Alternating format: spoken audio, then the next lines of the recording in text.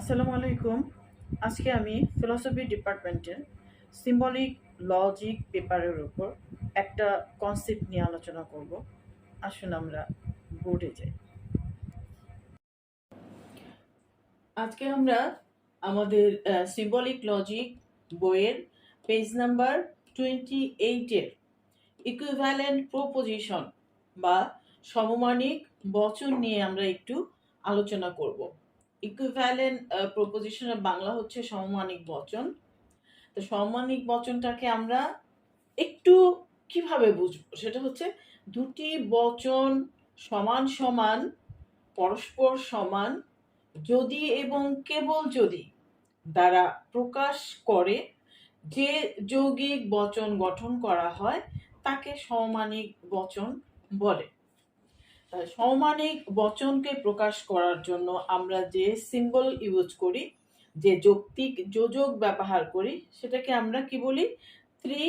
বার, মানে তিনটা এরকম দাঁড়, বা এটাকে বার বলে বা ত্রিফলাও বলা হয় অনেক সময়। এখন সমমানিক বচনের ক্ষেত্রে আমরা কিভাবে বারটাই ব্যবহার করব সেটাকে আমরা একটু এক্সাম্পলের সাহায্যে একটু দেখি। যেমন 1 নম্বর উদাহরণ, করিমের শক্তি ও রহিমের শক্তি পরস্পর সমান। এর প্রতীকী রূপ হবে পি ইমপ্লাইজ কিউ। কিভাবে হলো? করিমের শক্তিকে যদি আমি পি ধরি, রহিমের শক্তিকে আমি কিউ ধরি, এবং পরস্পর সমান এই অংশটুকে যদি যৌক্তিক রূপ হিসাবে আমি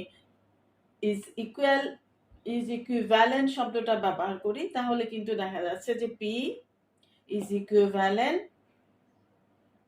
কিউ। তাহলে কি হলো?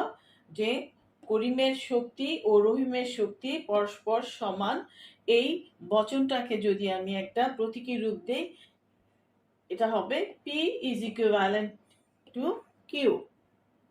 আরেকটা এক্সাম্পল দিই, পরীক্ষার ফলাফল ভালো হবে যদি এবং কেবল যদি মনোযোগ দিয়ে আপনি লেখাপড়া করেন। তাহলে পরীক্ষার ফলাফল এই অংশটাকে যদি আমি পি ধরি, আপনার রেজাল্ট ভালো হবে বা মনোযোগ দিয়ে লেখাপড়া করেন, এটাকে যদি আপনি কিউ ধরেন, তাহলে এর প্রতিরূপ কিন্তু কি হচ্ছে? যে P is equivalent to Q.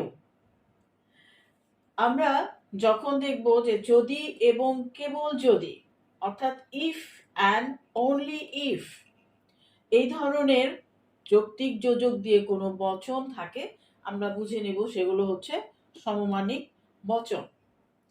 এর আগে আমরা আগের ভিডিওগুলোতে আমরা P dot Q, P dot negation P, P vel Q, P implies Q, আর আজকে পি ইকুইভ্যালেন্ট কিউ, এই 5টা যৌক্তিক যোজক নিয়ে কিন্তু আমি আলোচনা করেছি। এখন আপনাদেরকে বারবার বলা হয়েছে, আবারও বলছি, যে আপনারা ভিডিওগুলো বারবার দেখবেন, বারবার বোঝার চেষ্টা করবেন,